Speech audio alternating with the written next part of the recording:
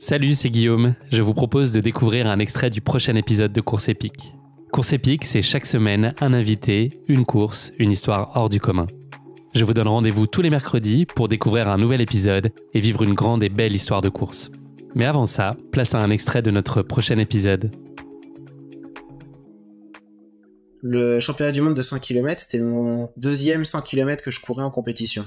Donc le premier 100 km, comme on l'a dit auparavant, c'était Amiens, quasiment un an plus tôt, 10 mois plus tôt, pour le championnat de France. Aucune préparation spécifique, j'y suis allé la fleur au fusil, aucune stratégie de course, je m'enflamme un peu, mais une stratégie de course, mais voilà, je suis déjà au championnat de France, j'étais parti en 3h06 aux 50 km, donc sur des bases largement plus rapides que le record de France, quasiment sur les bases du record du monde.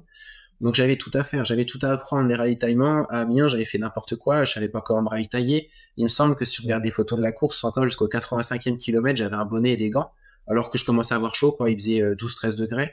Donc du grand n'importe quoi, on va dire, finalement. Un amateur total, quoi, un vrai cadet. Les bronzés font du 100 km. Exactement, les bronzés font du 100 km. Donc il y avait tout à mettre en place. Et pour ce 100 km-là, à Berlin, je me suis astreint à une préparation avec mon entraîneur, très rigoureuse, très millimétré comme on a l'habitude de faire. C'était vraiment l'objectif de l'année, donc on a tout construit pour ça.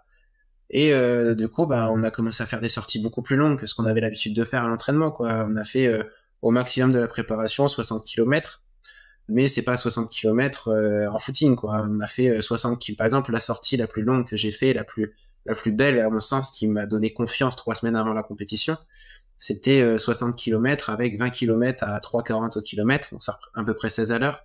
Ensuite, jamais de pause, hein, donc les 20 km entre le 20 et le 40 à 3,30 au kilomètre, donc à 17,2 km heure, et du 40 au 60 à 3,20 kg, à savoir à 18 km heure. Donc voilà, c'était une magnifique séance, et ce jour-là, Incroyable. Quand on a échangé avec mon entraîneur, je lui ai dit, la séance, elle est bien passée, je me sentais plutôt pas trop mal, j'aurais pu continuer encore un petit peu, et il m'a dit, là, je pense qu'on est prêt, parce que je pense que dans le monde, peut-être que personne n'a jamais fait cette séance-là, quoi.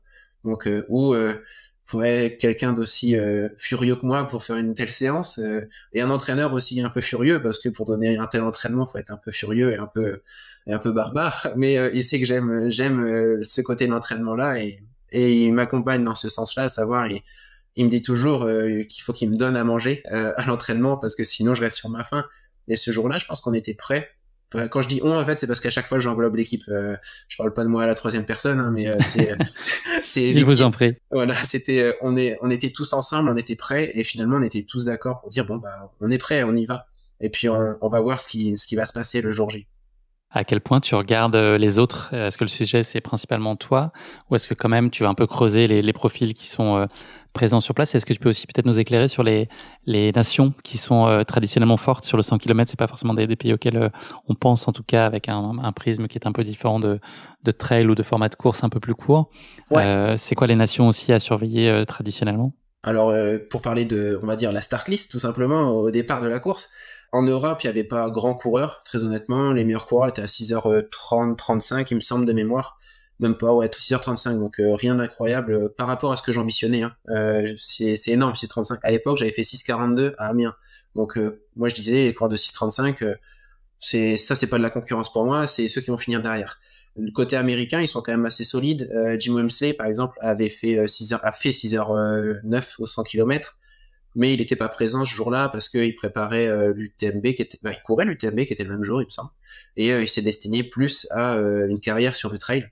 Donc pour atteindre l'objectif ultime qu'il a accompli cette année, donc voilà, il a bien fait de faire ce choix. Bravo, Jim. Et sinon, les deux grosses nations, c'est l'Afrique du Sud et le Japon. Parce que pourquoi ces deux nations-là? Ces deux nations assez fortes, assez historiques. L'Afrique du Sud, parce que les coureurs d'ultrafond courent les Comrades. Les Comrades, course de 90 km qui avait lieu le même jour que les championnats du monde, le lendemain des championnats du monde, le 28 août. Donc les meilleurs Sud-Africains n'étaient pas présents. À savoir qu'en Afrique du Sud, les coureurs d'ultra-distance sur un format 50-90 km sont professionnels. Donc forcément, qui dit professionnel dit ils sont bons, quoi, et ils ont du temps pour faire ça, ils optimisent ce qu'ils ont à optimiser. Et pourquoi le Japon? Ils ont une culture de l'entreprise et de la mise en avant du marathon, de l'équidène et de l'ultra-distance qui est assez incroyable. À savoir, là, il y avait 4 coureurs japonais, donc celui-là qui va gagner la course et celui-là qui va faire second. Ils ont 26 et 28 ans. Et Petit spoiler sur la course. Petit spoiler, j'ai pas gagné la course. Et donc c'est eux qui m'ont gagné le classement par équipe parce qu'ils m'ont fait 1, 2, 6. Mais de base, ils avaient le 1, 2, 3, 4e meilleur temps des engagés. Donc, mais de loin devant tout le monde, ils avaient 6h20, 6h15. Il y avait le recordman du monde qui avait 6h09. Donc voilà, les autres, ils étaient à 6h35. Hein. Donc ils avaient un quart d'heure d'avance sur toute la concurrence. C'est des athlètes professionnels qui courent 250-300 km par semaine. Donc oui, ce sont les meilleurs, contrairement à des athlètes amateurs plus européens qui font ça pour le plaisir, avant tout. C'est quoi la stratégie que tu as en tête, toi, pour la course? Est-ce que j'imagine que tu as bien réfléchi? C'est quoi l'idée? Comment tu la visualises? L'idée, je l'ai préparée en amont, la stratégie avec mon préparateur mental. Je lui ai dit comment j'allais courir la course. J'ai fait part de ça aussi à mes parents, à ma copine. J'aurais dit surtout n'ayez pas peur, ça va se passer comme ça, mais ça va bien se passer. Je l'ai donné aussi ma stratégie de course à Laurence. Je lui ai dit Laurence, t'inquiète pas, si à ce moment-là de la course je suis à tel endroit, je suis à telle place, c'est normal, n'aie pas peur, ça va bien se passer. Ayez confiance en moi, ça va le faire. C'est comme ça que je veux courir. Je l'avais dit aussi à mon entraîneur. Il m'avait dit ok, tu fais ta course, mais moi je te le conseille pas. Mais après, si c'est ce que tu veux, bah fais-le et je te suis à 100%. La stratégie de course, c'est tout simplement on part temps pour pas temps. On regarde un petit peu 10 km les adversaires, on les regarde droit dans les yeux. Et à un moment donné, au bout de à peu près 1 heure de course, 1 ou 2 heures de course, à peu près 15-30 km, bah j'y vais. Et puis je mets la gomme et puis rendez-vous à l'arrivée, quoi. C'était un peu la stratégie et j'étais prêt à courir tout seul, j'étais prêt à courir devant, j'étais prêt à faire un peu le festival. Ouais.